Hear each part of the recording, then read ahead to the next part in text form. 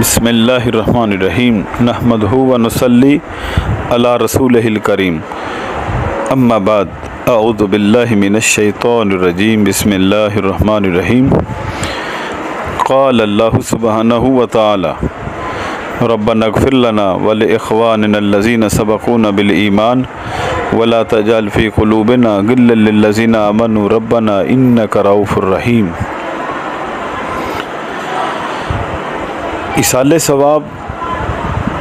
اور اپنے مرحومین کو یاد رکھنا یہ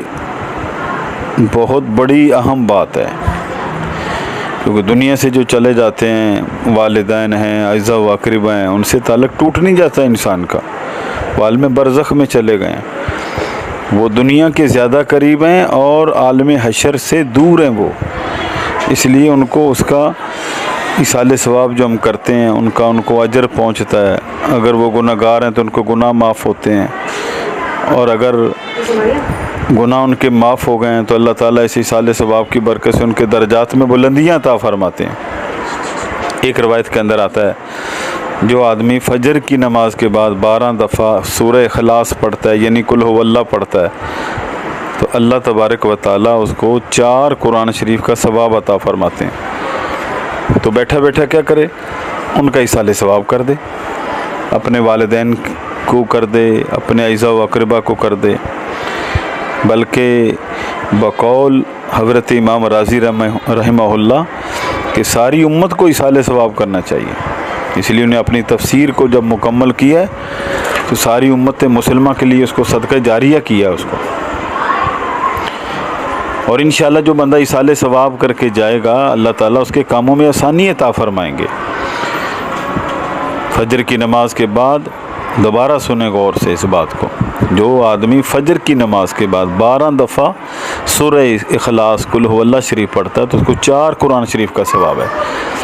تو ایصال ثواب کر کے جائے۔ اس کا مطلب اپنے کاروبار جانے سے پہلے،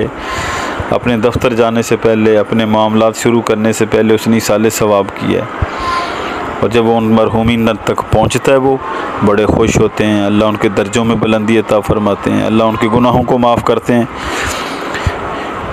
اس لیے ہمیں ہمیشہ ہی اپنے جانے والوں کو یاد رکھنا چاہیے، کبھی بھلانا نہیں چاہیے۔ جس طرح دنیا کے اندر رہنے والے انسانوں کو، اپنی اولاد کو، اپنے عزیزوں کو موقع پہ بندہ یاد رکھتا ہے، اسی لیے جانے والوں کو بھی ہمیشہ بندہ یاد رکھے، اپنی دعاؤں میں یاد رکھے، اور اپنی ہر نیکی کے اندر ان کو یاد رکھے، ان کو فائدہ پہنچتا ہے۔ لیکن نماز جنازہ بندے نے پڑھ لیا ہے،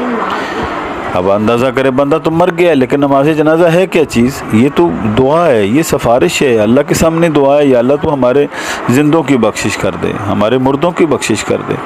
ہمارے چھوٹوں کی بڑوں کی سب کی بخشش فرما دے۔ اس لیے ہمیشہ اپنا معمول بنائیں، اور یہ دیکھیں